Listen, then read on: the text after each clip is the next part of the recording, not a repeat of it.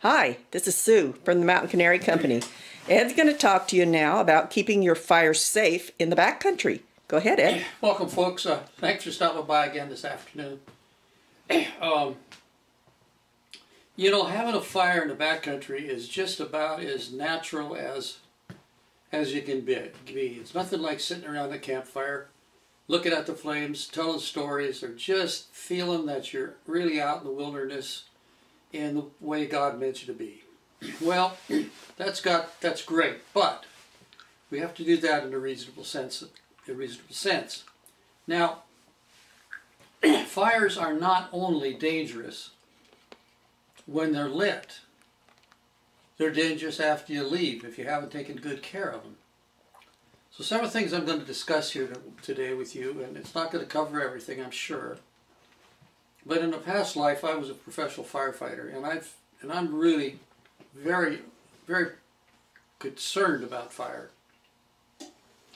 I was coming out of the over the first divide. I was pulling a backstring down into 9th Stream, and about a mile or so above there, I could smell smoke. Now, when you're back in there with a backstring, the last thing in the world you want to do is smell smoke. So the first thing I asked myself, is there any forest fires in the area? Because a lot of times smoke will funnel up those drainages. I've had that happen more than once. No, there wasn't any reported. And so the further I rolled down into 9th Stream, there it was, in the campground, was an unattended fire ring still burning. The folks had looked it over and thought, well, when they left their camp, the hikers had left their camp, they thought, well, my gosh, it's out, look, it's black, and then left. So that was not a good thing, so I had to stop and I emptied what good water I had in my canteen on it. Got a stick and stirred it all up, went down to the river, pulled another canteen or two up, and took one of the branches that was not going to go out lightly, took it down and gave it a bath in the river. Which is fine. I mean, it's a good thing. You see that, you come up on that yourself. You can't just ride past it. You've got to stop and take care of it.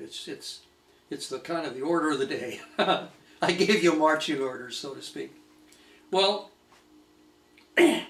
not always. Are we prepared to deal with a campfire or even a fire? Any fire, any flame in the backcountry is a potential danger. Not only is it a danger to you to get burned, or having your equipment burned, but also it's a danger setting the forest on fire.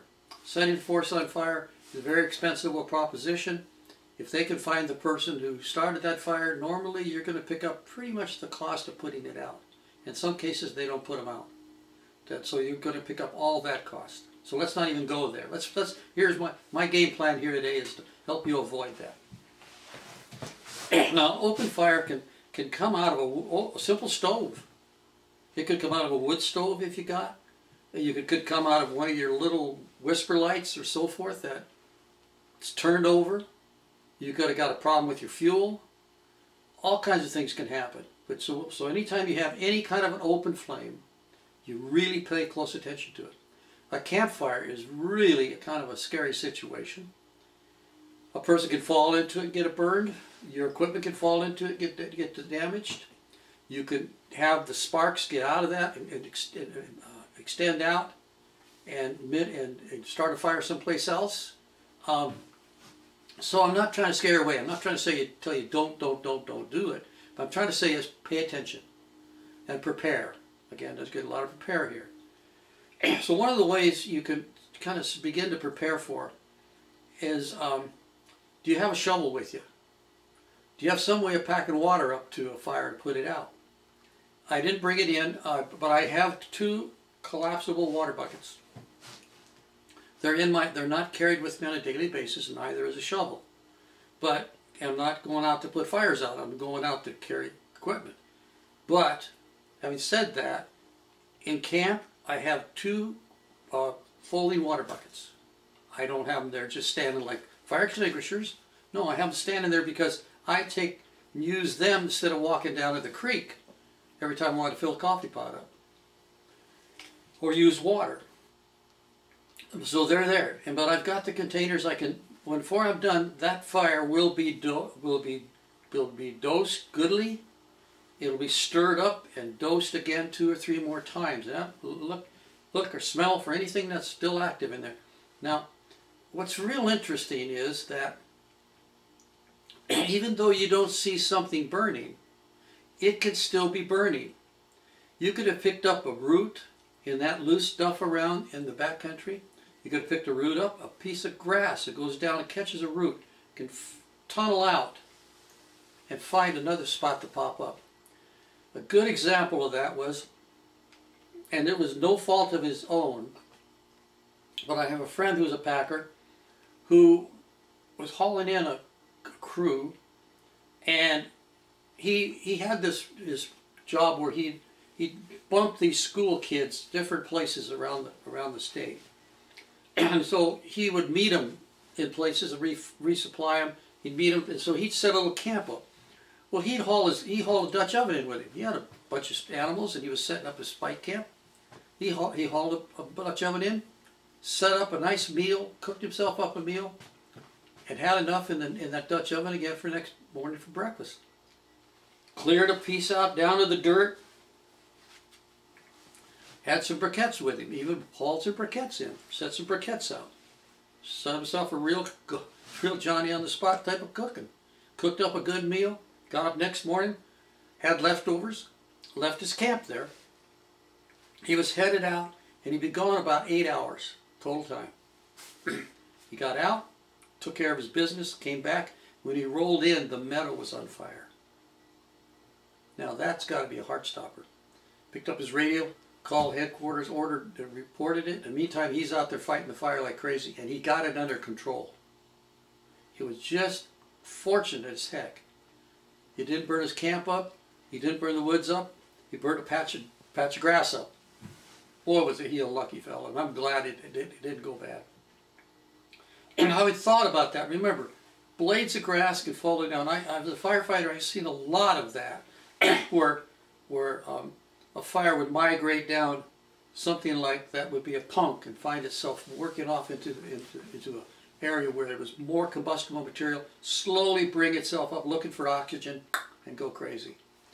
And so the best way to avoid that is, again, like he did, he dug her down as deep as he could.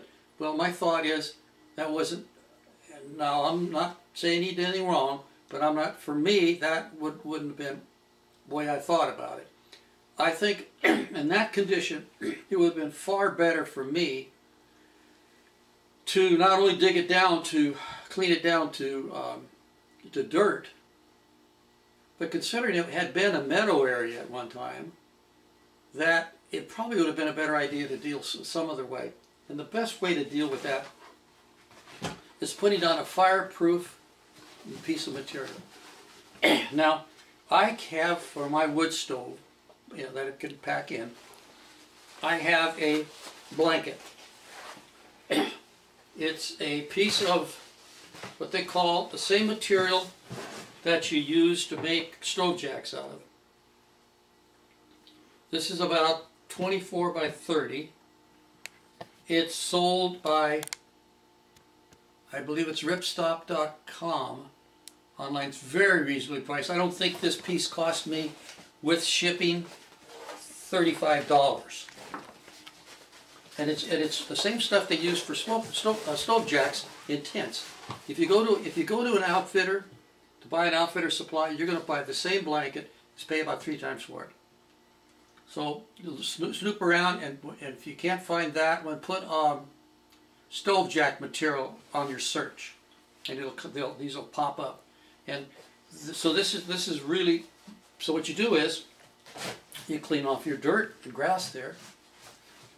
Go down and lay this down. Go get yourself some fresh dirt, some gravel, some sand from the creek, and lay that on top of that. And that's where you do your fire building. You don't need this big roaring campfire.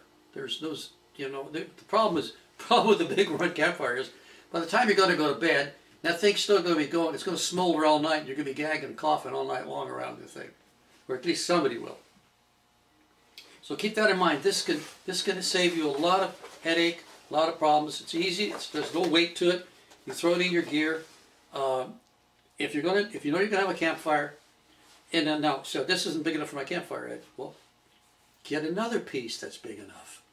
If you need to get a big one, you want to have plenty of room, get a bigger one. Line the, make sure there's dirt on it. If you haven't got any, it's dirt, you're worried about the dust still, layer that layer below this with sand or gravel. Then put your cloth down, then put some sand and gravel on top of this, and then do your firework on top of this. That's the safest way to go to avoid having a fire. Now what's going to happen if you do need to do some work in there, like dig, clean and all that off? Well, I carry, as you saw when I did the section on when I talk about manure and dealing with manure, I brought in a manure fork that I held together with a little clevis here. Same thing here with this shovel. I went down and bought a garden variety shovel that you'd find for somebody wanting to work in a rose garden. Knocked the handle off of it, drilled a hole through it, put in a little clevis.